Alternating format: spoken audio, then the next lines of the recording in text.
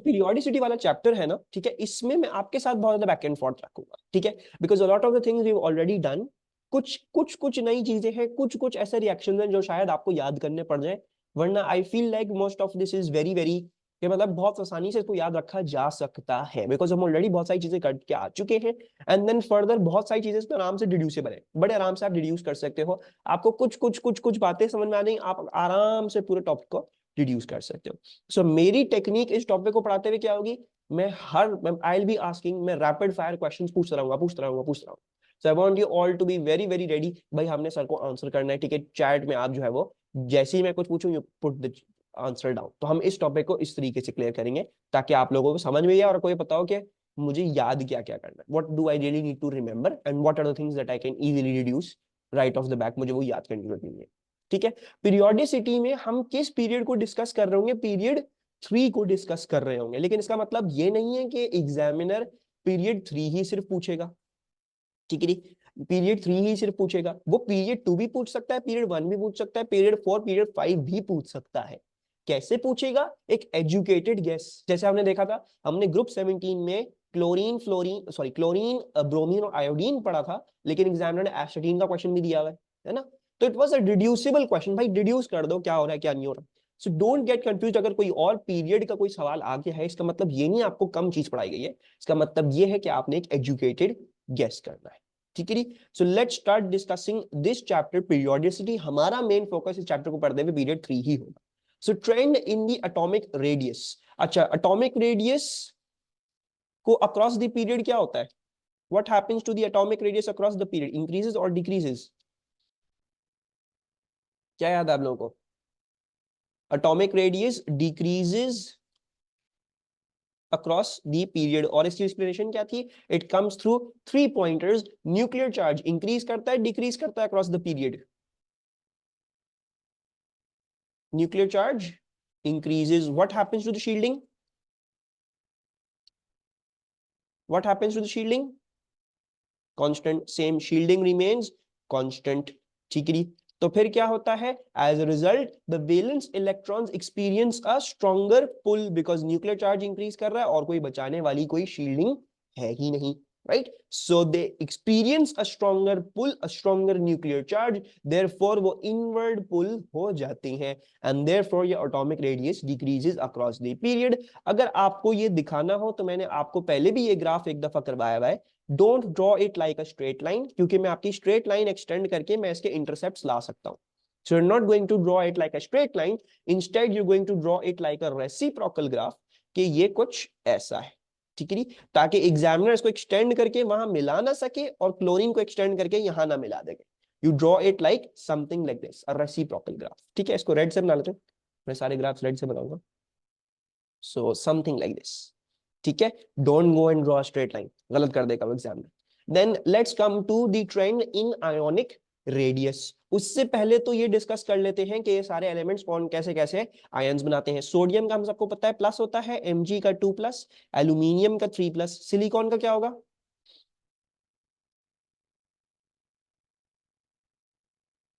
Silicon का होगा 4 plus. Silicon also forms a cation, ठीक है। अगर पता नहीं था तो अब ये पता हो गया आप लोगों को, silicon also forms a cation, silicon का चार्ज होगा आपके पास 4 प्लस। फॉस्फोरस का क्या होगा, what's going to be the charge of an ion of phosphorus, 3 minus, it shall be 3 minus, not plus 8, 3 minus, ठीक है। 3 माइनस क्यों, because should I get the periodic table as well, रुको मैं periodic table में जाता हूँ। अब ये सारे नॉन मेटल शुरू हो गए हैं, right. So these are going to be minus charged ions. अच्छा, फास्फोरस कहाँ है, फास्फोरस ग्रुप 15 में है, इसको 1 2 3, उसको 3 और इलेक्ट्रॉन्स चाहिए हैं आर्गन तक पहुंचने के लिए, अपना ऑक्टेट कंप्लीट करने के लिए, therefore it will form an ion that is 3 minus. Sulphur क्या फॉर्म करेगा, 1 2 चाहिए उसको, तो 2 माइनस का आयन फॉर्म करेगा। और क्लोरीन कितने का फॉर्म करता है, क्लोरीन फॉर्म करता है -1 का, because it only needs to gain 1 electron to complete its octet. अच्छा, एक और बात, हम इसमें जो है पीरियड 3 को डिस्कस करते हुए आर्गन को ज्यादा डिस्कस नहीं करते हैं। इसका रीजन क्या होता है, बिकॉज आर्गन के साथ मसला ये है कि it is an inert noble gas, reaction नहीं देती तो हमेशा कुछ खास कुछ स्टडी नहीं कर सकती है। राइट अब इस ट्रेंड इन आयोनिक रेडियस को भी समझ लेते हैं। अगर इसका ग्राफ आ गया है, इसको बनाने को पूछ ले एग्जामिनर, तो उसमें क्या हम देखेंगे? सो वही रीजनिंग है। The nuclear charge increases, the shielding remains constant, the valence electrons experience a stronger pull. तो इसकी वजह से generally speaking the ionic radius also decreases as same with the atomic radius. Ionic radius basically उस atom का ion बना के radius है ना, तो it is also following that same general trend. सिर्फ फर्क कहां आता है? फर्क आता है इन दोनों के बीच में। क्यों? बिकॉज यहां से सोडियम से लेके सिलिकॉन तक ये सारे लूज करते हैं अपना शेल, राइट? सोडियम अपना प्लस एक इलेक्ट्रॉन लूज करके अंदर वाले शेल में आ जाता है, मैग्नीशियम 2 लूज करके अंदर वाले शेल में, एल्यूमिनियम 3 लूज करके अंदर वाले शेल में, सिलिकॉन 4 लूज करके अंदर वाले शेल में। फॉस्फोरस क्या करता है?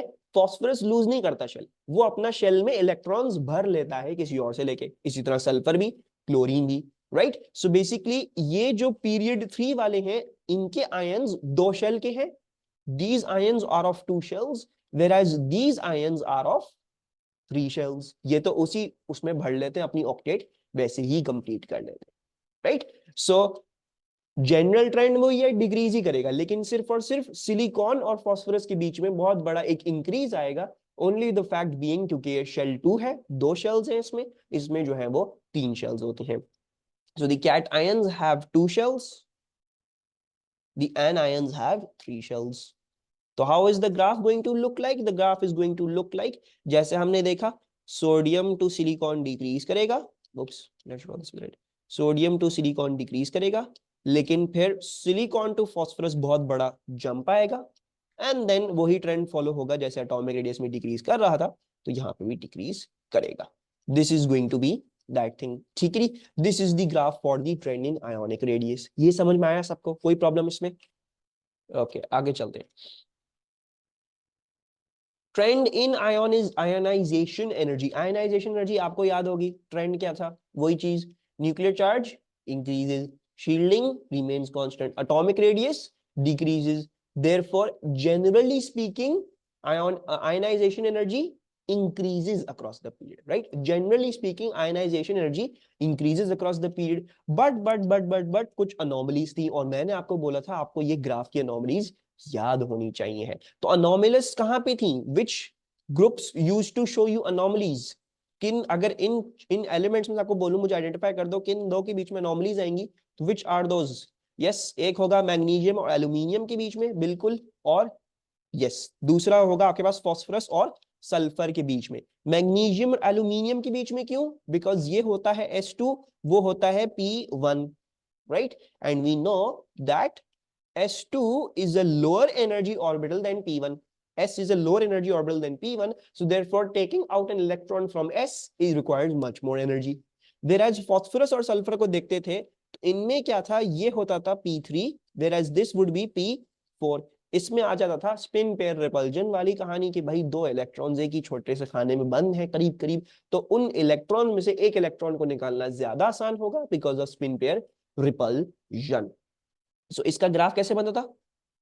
इसका ग्राफ बनता था कुछ ऐसा, सोडियम टू मैग्नीशियम इंक्रीज, फिर डिक्रीज करेगा एल्यूमिनियम तक, फिर सिलिकॉन टू फास्फोरस इंक्रीज करेगा, फिर फास्फोरस टू सल्फर डिक्रीज करेगा, and then sulphur to chlorine, फिर ये इंक्रीज करेगा। This was the general trend in your ionization energy. ये आपको ग्राफ बनाना आना चाहिए। We done this thing in atomic structure वाला, हमने बहुत सारे एमसीक्यूज, बहुत सारे P2 क्वेश्चन ऐसे देखे थे जिसमें आपको याद करना पड़ता है। हार्ट बीट वाला ग्राफ, या kind of like a heart beat वाला ग्राफ, ठीक है? आई होप मुझे यहाँ पे ज्यादा टाइम स्पेंड ना करना पड़े। Let's go on to the structures and bonding. Sodium, magnesium, aluminium, इन तीनों में कैसी बॉन्डिंग होगी? Which kind of bonding will they possess? Metallic, covalent, ionic, ये और कोई? मेटालिक होगी definitely, they will possess a metallic bonding. तो इनके स्ट्रक्चर के बारे में क्या कहा जा सकता है? What kind of structure will they poses? उस स्ट्रक्चर की क्या कैरेक्टरिस्टिक्स होंगी? The structure will be a, what is the structure going to be? Metallic bonding है। जिस जिस चीज में metallic bonding होती है तो स्ट्रक्चर क्या कहलाता है? It is a giant metallic lattice. It will be called a giant lattice structures, ठीक है? So it will be a giant lattice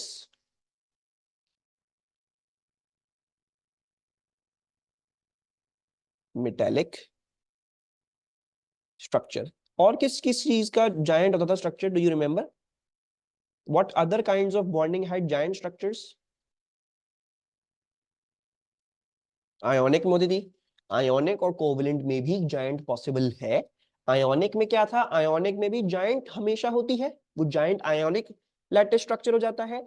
whereas in the case of covalent, covalent वो वाले जिसमें बहुत ज्यादा कोवलेंट बॉन्ड्स हो तो वो भी जायंट कोवलेंट बन जाता है। Do you remember any examples of giant covalent? Giant covalent structures के कोई एग्जांपल्स याद है, कोई स्पेसिफिक स्पीशीज जो ये करती थी? डायमंड था, और कौन सा था? Any other? ग्रेफाइट था, बिल्कुल। Bucky ball was a, it was a simple molecular thing, ठीक है। सिलिकॉन डाइऑक्साइड बिल्कुल सही है, yes. So we will also see, यहाँ पे भी एक चीज है, ग्राफीन भी, नैनो ट्यूब्स भी वगैरह, ये सारे जायंट स्ट्रक्चर्स में आ जाएंगे, yes. Actually sodium, magnesium, aluminium, they have metallic bonding, तो इनके melting and boiling points high होंगे या लो होंगे? They shall be having high melting points and boiling points, बिल्कुल सही। और कंडक्टिविटी पुअर होगी या गुड होगी? Good. And conductivity good in which state, molten और एक्वियस?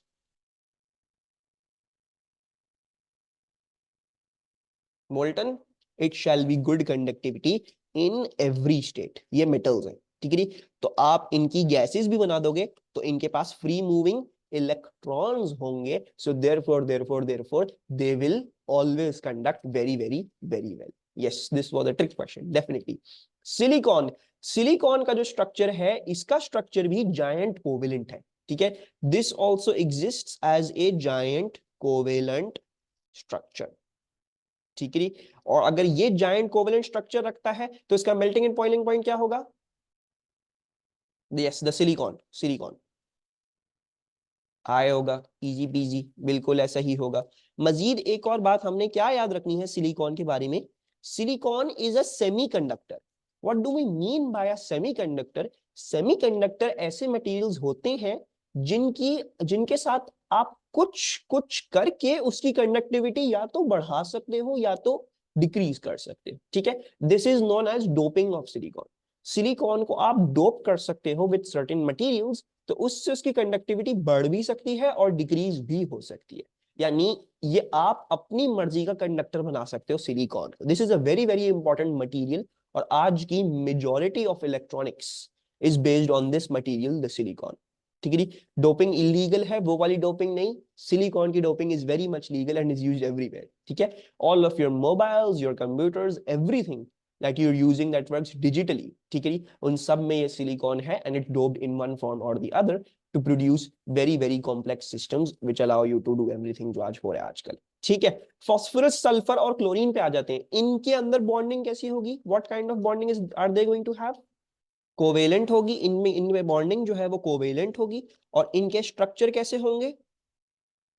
इनके स्ट्रक्चर्स होंगे, जब हमें पता है chlorine is a simple molecular compound, sulphur और phosphorus also exist as simple molecular structures.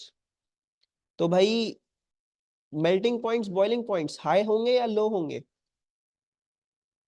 yep, the melting points and boiling points will be low. And then conductivity, good conductivity, poor conductivity, bad, poor, they shall have a little very bad conductivity. इसका reason क्या लिखोगे? what is the reason that they have poor conductivity? अगर मैं इसका reason पूछ लूं,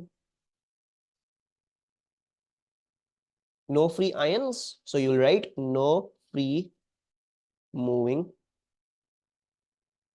ions slash electrons, दोनों लिखना, ठीक है, not just ions, electrons. Metallic bonding में क्यों होती है? मेटालिक बॉन्डिंग में आयंस की वजह से कंडक्टिविटी नहीं होती, मेटालिक बॉन्डिंग में इलेक्ट्रॉन्स की वजह से conductivity, right. So make sure you have that distinction clear. तो भाई अब हम क्या करते हैं, trend in metallic and trend in melting and boiling points को डिस्कस कर लेते हैं कि भाई ये कैसे देखेगा। तो इसमें sodium to magnesium, the melting point boiling, sodium to magnesium, भाई मैग्नीशियम ओवर हियर, एक सेकेंड, बाय बाय, मैग्नीशियम होना चाहिए था, ये एल्यूमिनियम हो चाहिए था। sodium to aluminium, the metallic bonding is going to increase, the strength of the metallic bonding is going to increase. What is the reason for that? Cationic charge, is the cationic charge going to increase or decrease? Cationic charge क्या होता है by the way? What do I mean by the Love's cationic charge? Yes, तो sodium plus magnesium 2+, aluminium 3+, right. तो ये जो +1 +2 +3 है, ये है cationic charges, and we can see sodium to aluminium, the cationic charges are increases. So cationic charge increases. और दूसरे तरीके हम क्या कह सकते हैं, we can also say that the number of delocalized electrons per atom is also increasing, because इसके delocalized electrons क्या है per atom, 1 electron delocalized per atom. Over here 2 electrons delocalized per atom. Over here 3 electrons delocalized per atom. So number of delocalized electrons per atom increases, and so therefore क्या होगा, therefore over here from sodium to aluminium your melting and boiling points are going to increase. ठीक है, तो ये increase कर रहा है यहाँ पे। सही है, अभी फिलहाल इतना ही बनाते हैं, वापस आएंगे इस graph. Silicon has the highest, why, because silicon has giant covalent structures. So giant covalent structures, ये जो सिलिकॉन का जो जायंट कोवलेंट स्ट्रक्चर है, ये इतना जायंट होता है कि मेटल्स से भी ऊपर इसका बॉइलिंग पॉइंट होता है, melting point and boiling point. So we can make this graph as this.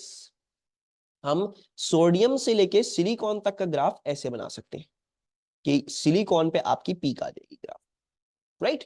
ये क्या था, इधर से इधर क्यों इंक्रीज कर रहा है, because of the metallic bonding getting stronger, the cationic charge increasing and number of delocalised electrons पर एटम इंक्रीजिंग। ठीक है जी। अच्छा, मैं इधर आप कर्व नहीं भी बनाए तो इतनी कोई टेंशन की बात नहीं है, ठीक है। Even if you don't make a curve over here ना, यहाँ पे आप ये भी बना देंगे तो कोई मसले की बात नहीं है। यस यस, नमाज ब्रेक ले रहा हूँ, बस ये कर लो, फिर नमाज ब्रेक लेते हैं अपनी। सो इसमें कोई मसले की बात नहीं है। ऑब्वियसली एटॉमिक रेडियस वाले में जो है वो कर्व भी बनाना, आयोनिक रेडियस भी, बाकी इधर जो है वो थोड़ा सा जो है वो नॉन कर्व भी बना दोगे ग्राफ, तो ऐसी कोई मसले की बात नहीं है, ठीक है। So this is silicon. अच्छा, हम सिलिकॉन पे हाईएस्ट पे आ गए। सिलिकॉन था जायंट, उसके बाद क्या होगा, फास्फोरस सल्फर क्लोरीन, ये क्या थे, तीनों के तीनों सिंपल मोलेक्युलर। तो इधर जो है वो बहुत ज्यादा डिप कर जाएगा आपका, क्या चीज, your melting point boiling point is going to dip. Dip कहां तक करेगा, डिप आपकी मेक श्योर आपने करनी है कि सोडियम से ज्यादा लोएस्ट वैल्यू पे जाना चाहिए, it should go below sodium as well, because sodium had metallic bonding, phosphorus में सिर्फ सिंपल मोलेक्युलर स्ट्रक्चर्स में कोवलेंट बॉन्डिंग है। इसमें हम जो है वो sodium is going to have a much more high melting and boiling point, because metallic bonds तोड़े जाएंगे। सो फास्फोरस का मैंने काफी नीचे बना दिया। अब फास्फोरस सल्फर और क्लोरीन का ट्रेंड डिस्कस कर लेते हैं।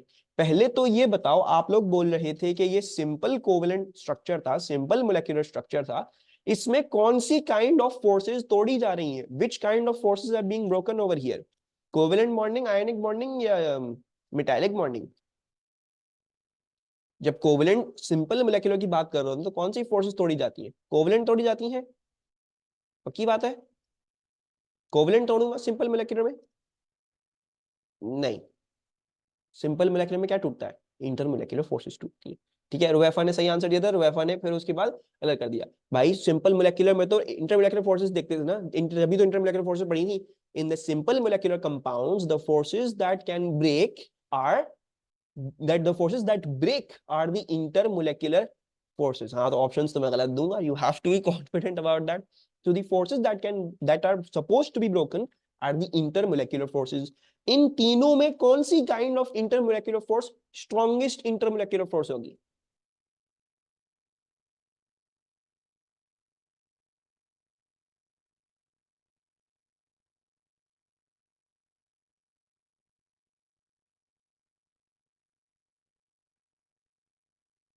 इन तीनों में, in these three, which intermolecular force is going to be the most dominant या most strongest intermolecular force, temporary dipoles, permanent dipoles या hydrogen bonding। वैंडरवाल्स को और जो है वो नैरो डाउन करो, वैंडरवाल्स में परमानेंट और टेम्परेरी दोनों आते हैं, सब में, इन सब में एक ही काइंड ऑफ वो होगी इंटरमोलेक्युलर फोर्स, क्या होनी चाहिए, याद है, टेम्परेरी डायपोल्स, परमानेंट डायपोल्स और hydrogen bonding. What was the, how did you identify temporary dipoles, भाई टेम्परेरी डायपोल्स किस किस चीज में होती थी, temporary dipoles were in everything, everything ये तो हर किसी चीज में होती है, एवरीथिंग। परमानेंट डायपोल्स किस चीज में होती थी, what was the condition for permanent dipoles, ये था ना, molecule must be polar, polar molecules. और हाइड्रोजन बॉन्डिंग में क्या होता था,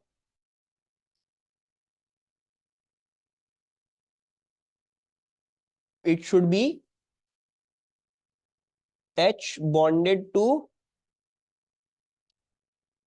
FON, either fluorine, either oxygen or either nitrogen. इसकी कंडीशन ये होती है हाइड्रोजन बॉन्डिंग में the hydrogen must be bonded to the three most electronegative elements of chemistry, यानी फ्लोरीन, ऑक्सीजन या नाइट्रोजन। इनके साथ बॉन्डेड होगा तो हाइड्रोजन बॉन्डिंग होगी, नहीं होगा बॉन्डेड डायरेक्टली तो फिर नहीं होगी hydrogen bonding. Over here we can see that these are homonuclear diatomic. Homonuclear diatomic क्या मतलब है?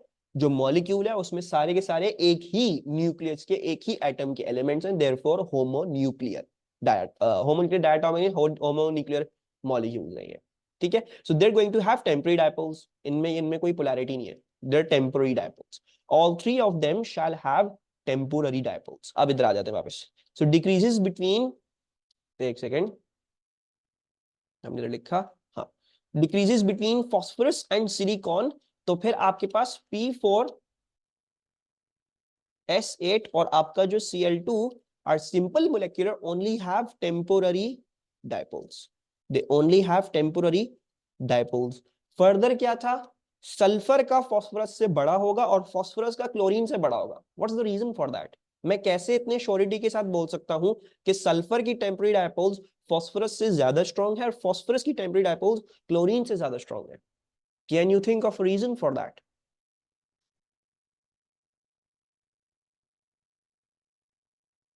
टेम्पररी डायपोल्स कब स्ट्रॉन्ग होती थी? Do you remember? Yes, temporary dipole forces की strength depended on the number of electrons. जिस चीज में सबसे ज्यादा नंबर ऑफ इलेक्ट्रॉन्स होंगे उसकी सबसे ज्यादा स्ट्रॉन्ग टेम्पररी डायपोल फोर्सेस होंगी। सल्फर क्या है? सल्फर S8 की तरह एग्जिस्ट करता है, यानी इसमें 8 सल्फर एटम्स हैं और उन सब के सबके पास इलेक्ट्रॉन्स हैं। सो इसके पास सबसे ज्यादा electron. S8 has highest as it has highest number of E minus, whereas Cl2 has lowest as it has lowest number of E minus। और फॉस्फोरस क्या होगा? फॉस्फोरस होगा आपका मिडिल वन, बिकॉज फॉस्फोरस में 4 हैं, S8 P4 Cl2। So what's going to happen? P4 तक dip आया, sulphur पे आऊंगा तो सल्फर की फॉस्फोरस से स्ट्रॉन्ग है बिकॉज में स्ट्रॉन्गर टेम्पररी डायपोल फोर्सेस है, and then it should decrease. और क्लोरीन की जो मेल्टिंग पॉइंट आनी चाहिए है वो फॉस्फोरस से कम आनी चाहिए बिकॉज फॉस्फोरस का उससे ज्यादा है। तो let's show this a little bit more down, इधर कहीं दिखा देते हैं। ठीक है, you need to make sure you draw that phosphorus की melting point, boiling point is higher than chlorine because phosphorus is having a much more stronger temporary dipole than chlorine। ये graph समझ में आया सबको? Did everyone understanding that? Is everyone understanding the trend in melting and boiling points? Yes, any confusions? Let's talk about the trend in the electrical conductivity। अच्छा, sodium two aluminium जो electrical conductivity होती है वो increase करती है। ठीक है, the reason for that, क्योंकि ये तीनों क्या है? ये मेटल्स है, राइट? सोडियम, मैग्नीशियम, एल्यूमिनियम, ये तीनों मेटल्स हैं। तो सबसे पहले तो इनकी इनकी इलेक्ट्रिकल कंडक्टिविटी सबसे अच्छी होगी। देन सेकंड थिंग क्या है? सेकंड थिंग ये है कि सोडियम इज Na+, ठीक है, magnesium is Mg2+, aluminium is Al3+, right? So what happens इसके, जब ये अपने जो है वो मेटालिक बॉन्डिंग कर रहे होते हैं तो सोडियम जो है वो एक डीलोकलाइज इलेक्ट्रॉन होता है उसके अंदर, मैग्नीशियम के पास दो डीलोकलाइज इलेक्ट्रॉन, एल्यूमिनियम के पास 3 हो जाते हैं। ठीक है, तो इसीलिए इनकी इलेक्ट्रिकल कंडक्टिविटी क्या कर रही होती है? It increases. ठीक है, so for from sodium two aluminium it increases. ठीक है, ये इंक्रीज करेगी। अच्छा, देन दिस सिलिकॉन जो है ना, this is a very magical kind of material कह लो, ये कहलाता है एक सेमीकंडक्टर। ठीक है, सिलिकॉन इज ए सेमीकंडक्टर। ये कुछ स्टेट्स में कंडक्ट करता है बड़ा अच्छा, और कुछ स्टेट में आप इसको ऐसा कर सकते हो कंडक्ट ना भी करे, right? So we are making it a drop. ठीक है, कंडक्ट कर भी सकता है, नहीं भी कर सकता है, डिपेंडिंग ऑन सर्टेन कैरेक्टरिस्टिक्स जो हम इसको दे सकते हैं, हम इसके अंदर करते हैं, एंड इसी के ऊपर हमारी सारी इलेक्ट्रॉनिक सर्किटरी बनी है। तो silicon has a little bit of conductivity, वो हम दिखाते हैं because it's semiconductor. And then you all know कि भाई जब फास्फोरस, सल्फर और क्लोरीन तक आओगे तो क्या होगा? इन सब की तो इलेक्ट्रिकल कंडक्टिविटी 0 होगी because they are non metals. ठीक है, और इनके अंदर कोई भी फ्री मूविंग इलेक्ट्रॉन्स नहीं है, right? So let's write this down over here as well. I think मुझे पता नहीं क्यों याद पड़ रहा है कि मैंने ये डिस्कशन कर ली थी, एटलीस्ट आई रिमेंबर कि मैंने सिलिकॉन का सेमीकंडक्टर ने बता दिया था। खैर, अगर ये रह गया था तो अभी हमने कंप्लीट कर लिया। Any questions regarding this electrical conductivity में कोई प्रॉब्लम?